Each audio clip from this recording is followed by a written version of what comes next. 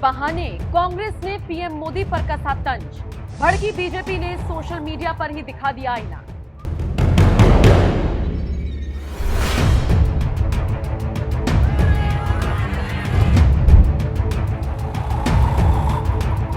देश के प्रधानमंत्री नरेंद्र मोदी पर तंज कसने का विरोधी कोई एक मौका नहीं छोड़ता, खासकर कांग्रेस। इस मामले में कांग्रेस तो हद से ज्यादा एक्टिव है, चाहे झूठ बोलकर ही क्यों ना सही। कांग्रेस हर वो जतन करती है जिससे पीएम मोदी को नीचा दिखाया जा सके। लेकिन हाँ, कांग्रेस ये भूल जाती है कि जनता भी स्मार्ट है और सब समझती है, तभी तो उसका कोई भी प्रोपेगेंडा चलने नहीं देती। हाल ही में एक बार फिर से ऐसा हुआ।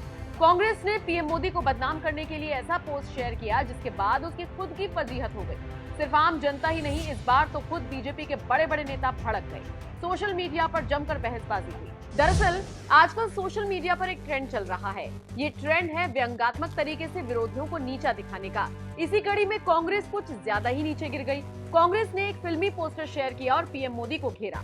हाल ही में बॉलीवुड एक्टर मनोज बाजपेयी की एक फिल्म आई है जिसका नाम है सिर्फ एक बंदा काफी है। इसी की तर्ज पर कांग्रेस की तरफ से जो पोस्टर शेयर किया गया उसमें पीएम मोदी की तस्वीर दिख रही है और लिखा गया 9 साल 9 सेवा, देश की बर्बादी के लिए सिर्फ एक बंदा ही काफी है। इसको शेयर करते हुए कांग्रेस ने लिखा एक बंदा। जाहिर है कांग्रेस की तरफ से ट्वीट आया तो इस पर बवाल तो मचना ही था, लिहाजा सोशल मीडिया पर नई बहस छिड़ गई। कांग्रेस के इस प्रोपेगेंडा पर उसे खूब ट्रोल किया जाने लगा। इसी बीच बीजेपी की तरफ से भी उसी अंदाज में तगड़ा पलटवार किया गया।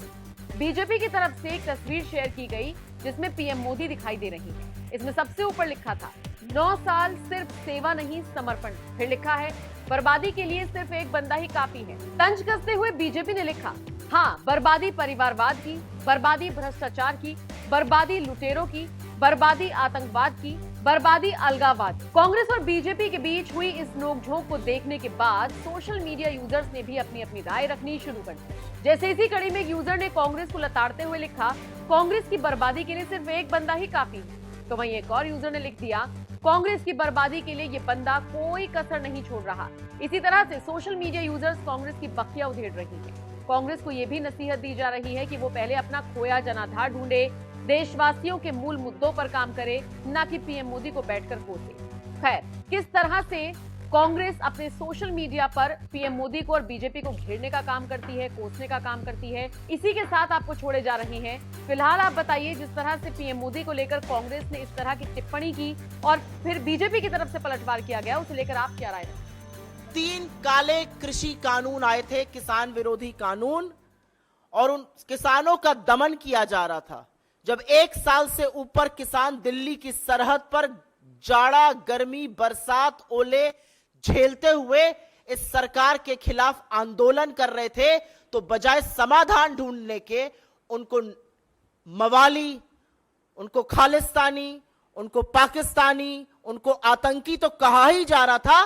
साथ में ट्विटर जैसे प्लेटफॉर्म्स को यह भी बोला जा रहा था कि अगर उनको दिखाया तो आपका भारत में बोरिया बिस्तर हम बंद कर देंगे और आप पर छापे मारे जाएंगे।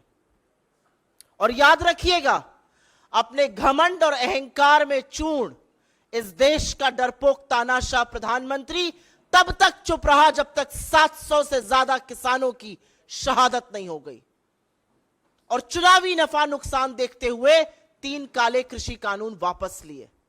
लेकिन यह सच है कि जब इस देश का अन्नदाता अपने हक की लड़ाई लड़ रहा था तो इस देश के प्रधानमंत्री उनका दमन कर रहे थे, उनकी आवाज को दबाने की कोशिश कर रहे थे। और आपको याद दिला दूं, यह मई 2021 की बात है। किसान आंदोलन चल रहा था, अपनी चरम सीमा पर था, और तब बीजेपी की फेक न्यूज फैक्ट्री, जो कि सही नाम है बीजेपी की आईटी सेल का, उनके कुछ बददिमाग प्रवक्ताओं और सांसदों ने एक मनगढ़ंत फर्जी ट्वीट किया था, कोई तथाकथित टूल किट को लेकर। उनका कहना था कि कांग्रेस इस टूल किट का इस्तेमाल कर रही है। और आपको याद होना चाहिए कि उसको मैनिपुलेटेड मीडिया, मतलब भ्रामक मीडिया कहकर टैग किया गया था। और आज वो असलियत सामने आ रही है कि उसके बाद क्या हुआ था। उसको भ्रामक मीडिया कहकर टैग किया गया था और 24 मई 2021 को ट्विटर के ऑफिसेस पर छापा पड़ा, ट्विटर के एम्प्लॉइज के घर पर छापा पड़ा और यह अब समझ में आता है कि किसान आंदोलन को दबाने के लिए किया गया था। मैं आपके साथ एक और डेटा साझा करूंगी, लेकिन उसके पहले एक ही सवाल है कि इस देश का प्रधानमंत्री इतना कायर, इतना डरपोक क्यों है? इस देश की सरकार, 140 करोड़ लोगों के इस देश की सरकार 21 साल की एक क्लाइमेट एक्टिविस्ट से डरती है, पॉप सिंगर रिहाना से डरती है, वो छोटी सी बच्ची ग्रेटा थनबर्ग से डरती है। इस देश की सरकार मीडिया से, खासतौर से उस मीडिया से जो सवाल पूछता है, इतना डरती है कि एक लंबी फेहरिस्त है मेरे सामने जिसमें मैं लगातार बता सकती हूं कि किन किन लोगों पर सीबीआई की, ईडी की, इनकम टैक्स की रेड हुई, क्योंकि वो सच दिखा रहे थे।